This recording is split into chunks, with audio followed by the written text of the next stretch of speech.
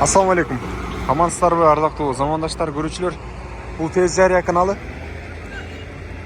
Экинчи борбор калабыз Ош шаарында дал ушундай көчөлөрдү кеңейтүү жана ошондой эле тоскоолдук жараткан дарактарды кыйып, же болбосо атайын кызыл сызыкка билешип калган ишкана кичинекей мекеме болобу, же болбосо ар кандай моундай магазиндер болобу, бүт бардыгын алдырып жаткан учуру Ош шаардык мэриясы.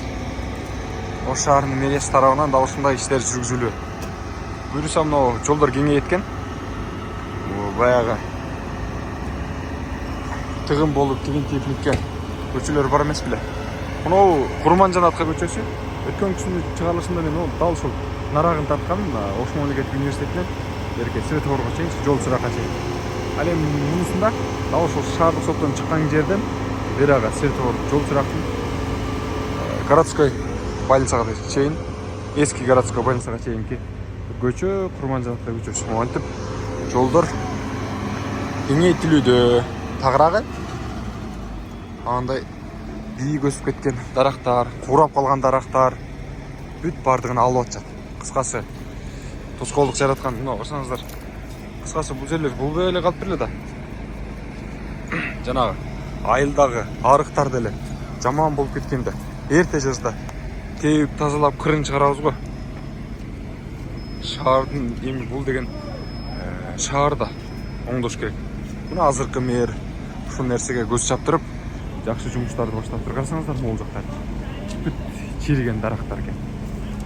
Көпчүлүгүбүз айтып атабыз, дарактарды кыйбай эле кой. Дарактарды кыйбаса болбой калыптыр да, чириген дарактар экен буларчы. Биздин болбой калды өтө эле. Мына ушундай. Бул жакта кызматкерлер иштеп аткан учур. Мен силерге моундай бир айландырып көргөзүп коеюн, болуп жаткан жумуш боюнча.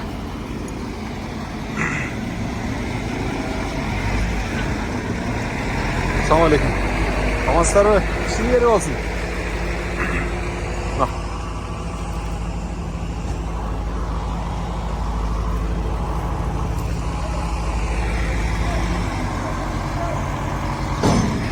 Атайын ушул көчөдөгү свектерини токтотуп жумуш алып барып аткан учуру.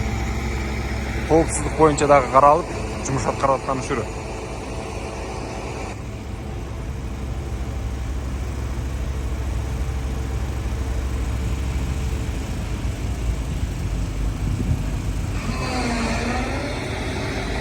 Техника жок деп өткөндө айтпадыңыздар беле? Бул жакта эки техника 3, 4-сү 5, 6 КамАЗ бар. Дээрлик көп бул жердечи. Жумушчулар деле аябаганда көп. Азыр түштөн учур экен.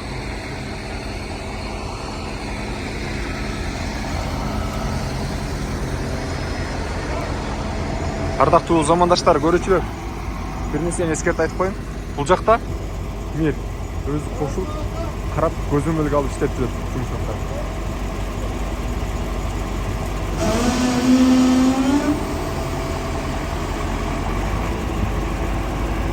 Көрдүңүздөрбү? Мынакей. Бул жумуштардын бардыгы мэрдин көзөмөлүндө экен. Эртең мененки видео чыгарганбыз, туурабы? Эртең менен саат таңгамаласа 5-6-ларда чыгып шаарды кыдырып, элдин иши боюнча көргөзүп, тигинтип, кээ бир жерлерде алгыла, тигинткиле, мынткиле деп жумуш аткарып жүрүптүр. Ал эми андан кийин тынымыз жок эле. Бүгүн кечке чейин жумушту кылат экен. Баксаңыздар, эл аралап, калк аралап. Өзү айткандай, атайын бир чокой алып койгула, кызматта иштегендер дегендей чокой бар экен. Чокойду кийип, кадимгидей жумушчу катарында эле элди аралап жумуш аткарып жүрөт. Атайын өзүнүн кабинетине же болсо бөлмөсүнө кирип отуруп алган жери жок. Жумуш аткарып атыптыр. Андан кийин болсо түштөн кийин калк арасында Ош шаардык тургундар менен ар жерде мындай жолугушуу уюштуруп, ар бир калк менен өзүнчө жолугушуп жаткан учуру Ош шаарында. Азыр дагы ал жака тапшырма менен кетип атат окшойт. Өзү көзөмөлдөп, кээ бир ала турган жерлерди карап жүрөт окшойт. ийгилик каалайлы ишке. Болсо мондай өтүп көргөзүп өтөйүнчү.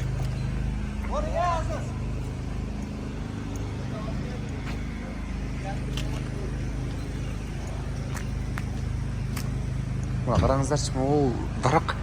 Бутактап могул жактарга кирип кеткен экен, электриктик сымдарга аралашып калган экен.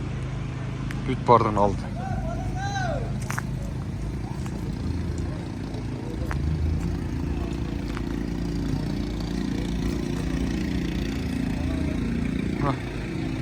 Жолдун боюндагы мыйсамсыз болуп кеткен курулуштар, башка нерселер бүт бардыгы алынып атат. Кыскасы, только вперед буйруса, Кудай кааласа. Аллах буйруса. Кичине тыгын болуп турат, эми чыдашыбыз керек. Бул жакта тыгын болуп атыптыр. Көрдүңүздөр, Чыдап коюшубуз керек. Кийин Ополтодо жоң кыйын кырдаал жараткандан көрөк, азыр ушундай энди оңдоп алсак, чогуу биргеликте бул нерсени мен оңдобойм, бирок эл менен биргеликте могул жерде жогорудагы кызмат өтөгөндөр, жана ошондой эле жумуш аткаргандар. Бул чыгарылышты албетте биз мигрант туугандарыбызга, эми Ош шаарынан алысыраак жерде жүргөн бүт туугандарыбызга, мусулман туугандарыбызга, жана ошондой эле бүткүл Кыргызстандагы мекендештерибизге маалымат катарында Тез Жария каналы көргөзүп жаткан учур, көрүүчүлөр, караңыздарчы. Алай эле калат экен бул жактар. Кеңири көрүнөт. Мурун жанагындай темир жарнактар бар болчу. Алар деле тосуп тигинтип көргөзбөйт болчу. Буюрса мына жол чырактар, анан жол белгилери, жол кеңейет, жолго шарт түзүлсө, унаа менен дагы кеңири жүрүп калабыз. Буюрса өтмөктөр дагы бардыгы түзүлөт экен. Кыскасы, мер айтпады, буюрса 6 айдын ичинде результат чыгарабыз деди го. Болбойт дегенде. Мен сиздерге азыр дагы жол чырактын нарагында болуп жаткан жумушту дагы бир сыйра көргөзүп коеюн, Ага чейин чыдай туруңуздар. Мынакей, көрдүңүздөрбү көрүүчүлөр? Бул жакта могул жерде бир объект болчу, кичинекей. Могул магазин алды. Чыгып кеткен болчу, ушуну алдырды. Могул жердегилер дагы алынат экен. Могул жерлерчи катарысына алынат экен. Бул жактарда дарактардын бүт бардыгы кыйылган, алынган. Мунун болсо кран менен алышат экен. Жанагы жүк көтөргүч кран мененчи. Көрдүңүздөр,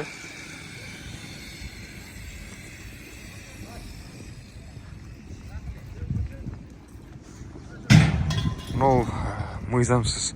Тагыраагы мыйзамдуу экен, эмеге жолго чыгып кетиптир да. Ошондуктан алдырып, кызылсыздыктагы өтүп кеткен объектилерди жылдырып аткан учур. Мыналардын бардыгы жылып атат. Ушул жерде бир кийим сатуучу чоң дүкөн бар болчу. Ошону жолдун четинен арага жылдырыптыр. Албетте, эгерде жолго чыгып кеткен болсо, жол акы деген бар го Кыргызда. Ошол нерселерди дагы биз өзүбүз көзөмөлгө илип алышыбыз керек да. Аткарышыбыз керек деген. Азыр ортосун кесип турган көчө гана иштеп атыптыр. Ал эми бул жакта да болсо жумуш жүрүп аткан учур. Азыр көрүүчүлөр, саат 12 болду. Түшкүчө. Түшкү тамактануучу. Бул жерде эки техника иштеп атты, көрдүңүздөр. Түбү менен, тамыры менен чирип калгандыгын көрүүгө болот. Демек, ушул жерде неме бар? Жол чырак бар. Городской, эски городской больницага чейинки барып такалат ошол жерге. Дальше нарагына уланып кетет. Фрунзенский жакка чейин. Фрунзенский жакта да жумуш болуп атыптыр, көрүүчүлөр. Буюрса ал жакта дагы чагылдырып көргөзүп берем. Азыр ушуну гана көрүп туруңуздар. Эми чирип калган. Көрдүңүздөр да мыналарды.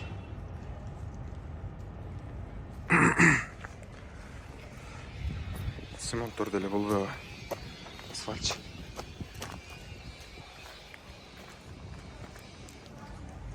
Кыскасы ушундай. Буюрса баардык ниеттерди жакшылыкка карата коелу. мээрибизге денсаулык берсин. Ал эми ушул жерде кызмат өтүп аткандарга, кызматын так аткарып аткан агаларыбызга, байкелерибизге, эжелерибиз дагы бар бул жерде жумуш аткарып жүргөн. Бардыгына ийгилик каалайбыз. Денсаулыгын берсин. Аллах таалам оорутпасын.